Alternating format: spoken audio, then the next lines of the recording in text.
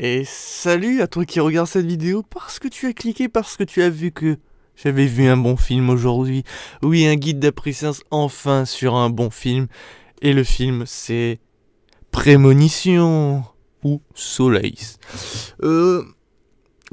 Alors ce film, c'est vraiment un des meilleurs films que j'ai vu à l'heure actuelle. Alors, il faut savoir qu'il est quand même sorti le 9 septembre 2015, donc j'en parle assez tardivement, mais ça c'est à peu près normal comme d'habitude. Je vais pas vous parler que des films que j'ai vus récemment, etc. Mais c'est un film que j'ai envie de vous parler parce que j'ai envie que si par hasard vous regardez ce petit guide d'appréciation, que si par hasard vous ne l'avez jamais vu, vous irez le voir. Si vous l'avez déjà vu, vous savez mon avis là-dessus. Et ce film est juste excellent. Donc déjà c'est un thriller avec des acteurs aux petits oignons. Il y a des acteurs que j'aime beaucoup. Alors par contre, le réalisateur c'est Alonso Poyart. Je crois que sur sa filmographie, il en a qu'un autre film et j'ai pas osé regarder parce que quand j'ai vu le titre, voilà, je vous invite à cliquer sur sa filmographie juste pour regarder. J'ai pas l'impression que c'est un méga grand réalisateur qui a fait 50 millions de films. Il est brésilien d'ailleurs, mais il faut savoir qu'en fait, le film a mis du temps à être réalisé. Il a changé plusieurs fois de réalisateur et c'est Alonso finalement qui a été choisi. Et au final, c'est un bon film quand même, donc ça n'a pas été c'était pas plus mal. Donc dans les rôles principaux, alors bien sûr il y a plusieurs figurants, mais je vais vous parler des trois vraiment qu'on voit, même si il y en a un qu'on voit pas trop, mais il est principal, donc voilà. Donc on a Anthony Hopkins, voilà. J'ai rien d'autre à dire, juste cet homme, ce monsieur, ce grand monsieur.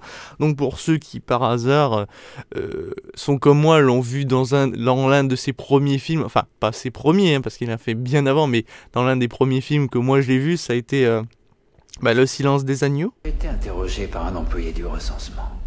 J'ai dégusté son foie avec des fèves au beurre et un excellent Chianti.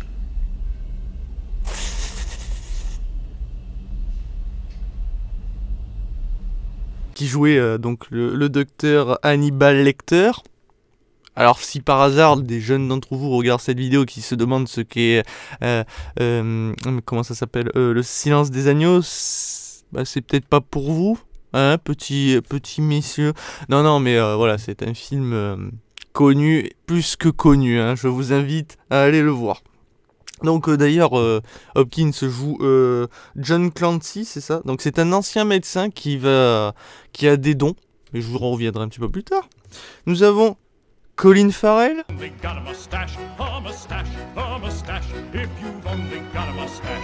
dans le rôle du psychopathe qui joue Charles Bronson, c'est ça.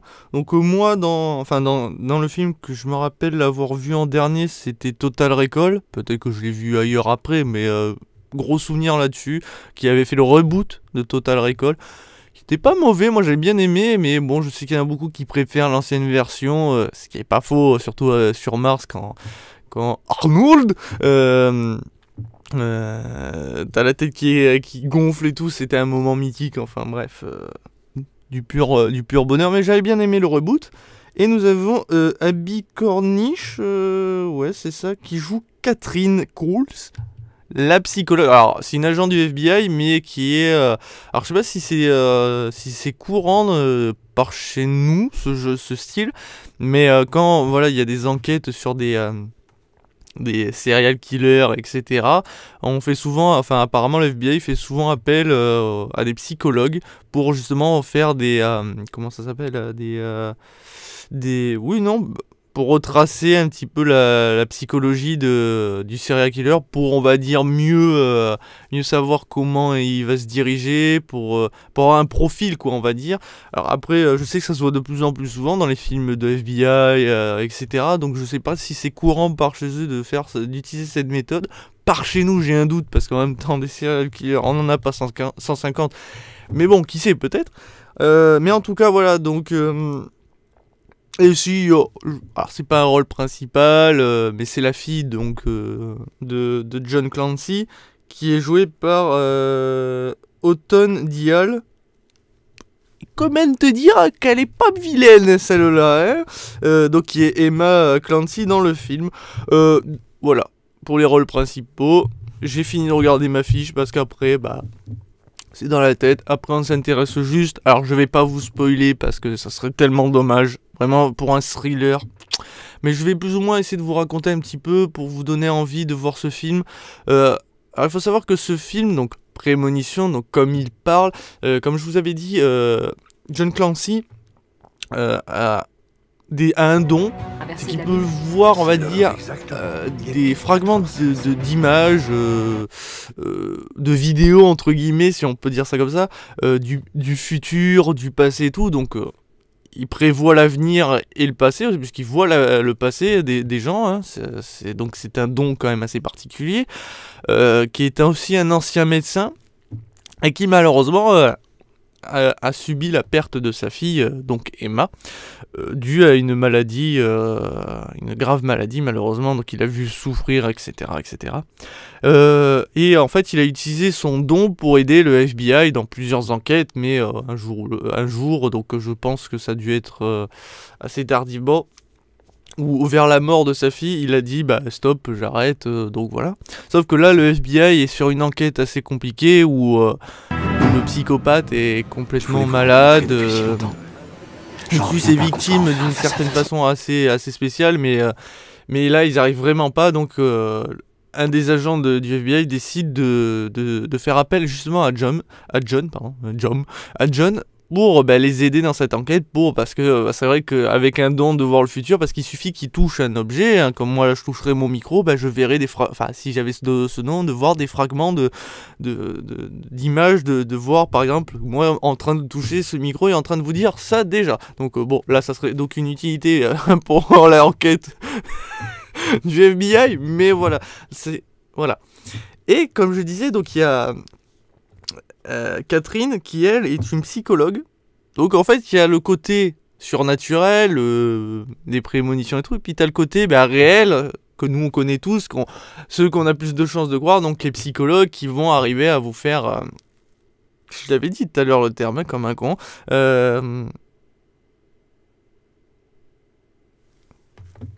il sait tout, il voit et il sait.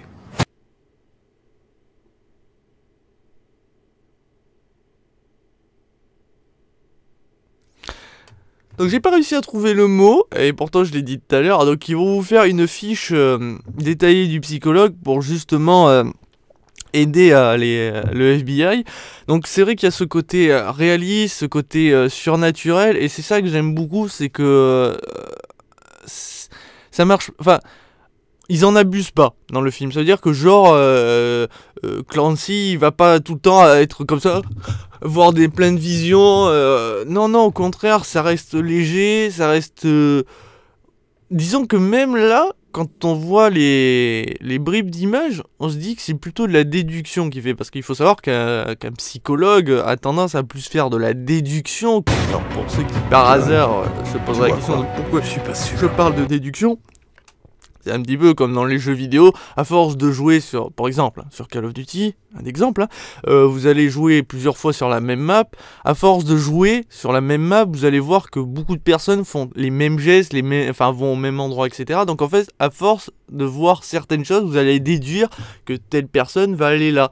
Et il s'avère que plus souvent ça va être ça. Les psychologues font exactement ça, c'est parce que dans leur métier on leur apprend que telle question va amener à telle réponse, que tel profil, voilà c'était le mot profil, oh putain yes, donc c'était le mot profil que j'ai cherché, c'est trop tard.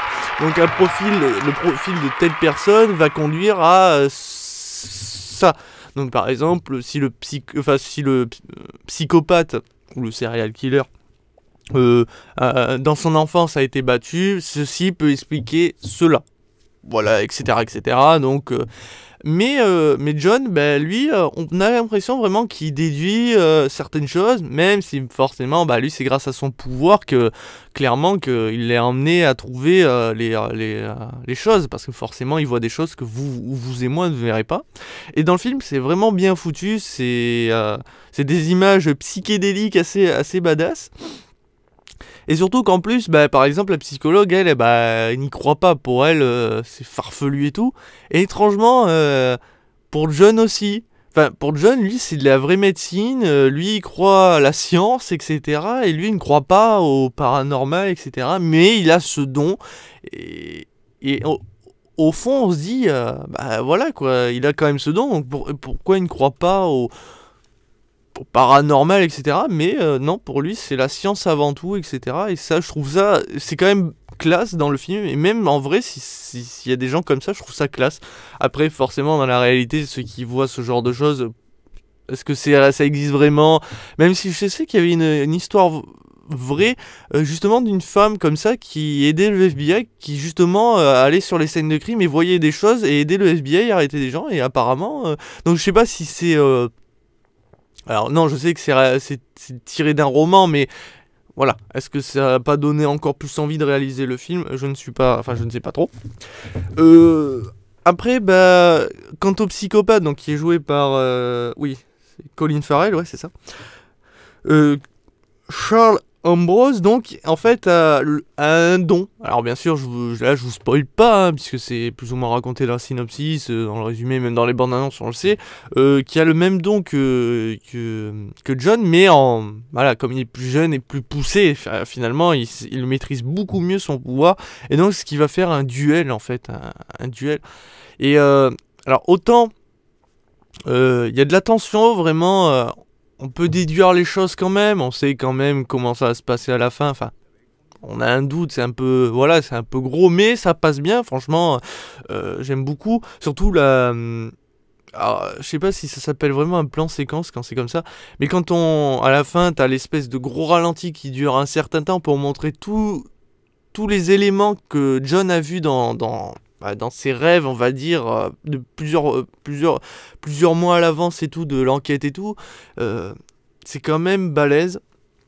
Enfin, j'ai bien aimé ce plan ralenti, c'est vraiment bien foutu, vraiment, parce que pour moi, c'est pas un gros réalisateur, Alonso, et je trouve qu'il fait un bon taf, et ça donne un cachet au film, surtout que le film ne traite pas traite de sujets assez délicats.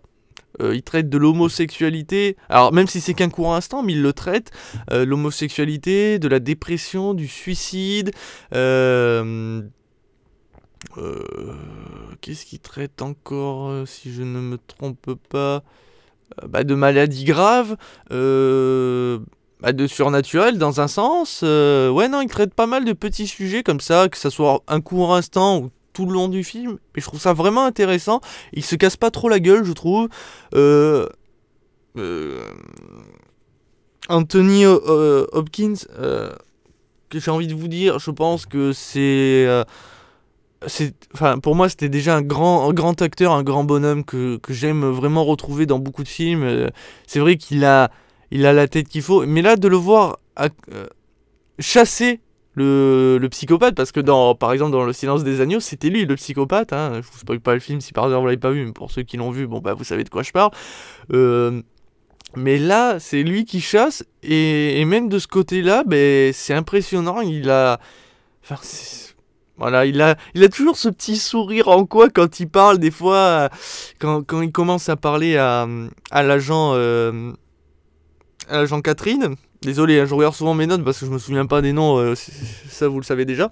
Mais voilà, quand il lui raconte un petit peu son passé à l'agent, elle commence à chouiner, lui il a son petit sourire en coin. Oh que c'est vicieux, mais c'est énorme, il est énorme cet homme, il est énorme, non vraiment c'est un grand monsieur, et dans ce film, encore une fois, heureusement, enfin, je pense que ça aurait été quelqu'un d'autre. Franchement, ça aurait pas été super badass. Après, quant à Colin Farrell, bon, on le voit pas tout le long du film, hein, puisque forcément c'est le grand méchant, donc le but c'est pas le voir tout de suite, sinon ça n'aurait aucun intéressant. Pour le peu qu'on le voit, je trouve qu'il a bien joué. J'ai aucune reproche. Après, tous les petits acteurs, que ce soit des petits rôles, des grands rôles, sont excellents, vraiment. Je trouve que c'est vraiment bien fait. Après, le réalisateur a bien tourné ses scènes, il met bien en scène les victimes, surtout qu'il y a un moment une victime assez badass. Donc et finalement, ce film traite aussi que est-ce que les psychopathes sont tous méchants? Alors je sais que dit comme ça, voilà. Mais dans le film, c'est ça. Sont-ils réellement odieux? Et finalement, ceux qui les pourchassent, sont-ils gentils? Ne sont-ils pas du même sens, aussi odieux qu'eux? Donc, ça, je vous laisse découvrir dans le film. Donc, pour résumer ce film en un mot, excellent. Pour donner une note à ce film, 5 étoiles. 5 étoiles, c'est vraiment... ça a été un grand moment quand j'ai vu ce film. Non, vraiment, il n'y a rien à dire. Et moi qui aime beaucoup tout ce qui est déduction, moi j'adore ça. De voir ce mélange entre la déduction et la vision, bah, j'ai beaucoup aimé et vraiment ça a bien marché. Pour moi ça a bien marché, c'est un très bon thriller. Après il n'y a que la fin que je trouve vraiment un petit peu dommage. Mais après le problème c'est que il fallait une fin. Ils ont choisi cette fin d'une certaine façon pour pas que le film bah, finalement n'ait pas de fin. Alors qu'autant il aurait pu vraiment avoir un film bah, sans fin où ça continue plus tard, où il y a une relève ou autre. Non, là ils ont préféré choisir cette fin, enfin vraiment terminer là-dessus. Bah, je suis pas totalement fan de cette fin, mais je comprends l'utilité de... Puis surtout que bon, voilà, c'est tiré du roman. Alors je sais pas s'ils ont respecté le roman de A à Z. Donc si le roman se finit comme ça, ils ont fini le film comme ça. Mais pour dire que à la base, j'aurais peut-être aimé une autre fin, mais bon, voilà, ça reste un très bon film. Donc je vous invite à aller le voir, messieurs dames. Et pour moi, ça se termine ce guide d'après-séance. C'est rien à dire de plus. Voilà, peut-être les musiques. À la limite, je vous dirais qu'il y en a certaines. C'était pas kiffant. Mais voilà, non, voilà, il n'y a rien à dire de plus. Non, tout est parfait pour moi. La mise en scène est là. Les bribes d'images qui apparaissent sont excellentes. Comment? C'est montré aussi, hein, comme par exemple où on voit John en train de toucher quelque chose et t'as les images qui bougent derrière lui, enfin une personne qui bouge derrière lui de plusieurs façons, parce que forcément sa vision ne montre pas parfaitement le bon chemin, il montre plusieurs bribes de chemin, et à lui de bien déduire quel est le bon chemin, et au fur et à mesure qu'il se concentre, il trouve le bon déroulement du truc, et c'est là que c'est vraiment impressionnant. Enfin, vous voyez, il y a plusieurs personnes, enfin la même personne se diviser en plusieurs morceaux, faire plusieurs gestes différents, mais qui vont finir au même résultat, quoi qu'il arrive malheureusement. Donc ben voilà, allez, je vous dis à très vite et à très bientôt pour de prochains guides d'après-séance, de prochaines vidéos. Je vous dis tchuss les gars. Est-ce que ça en vaudrait la peine?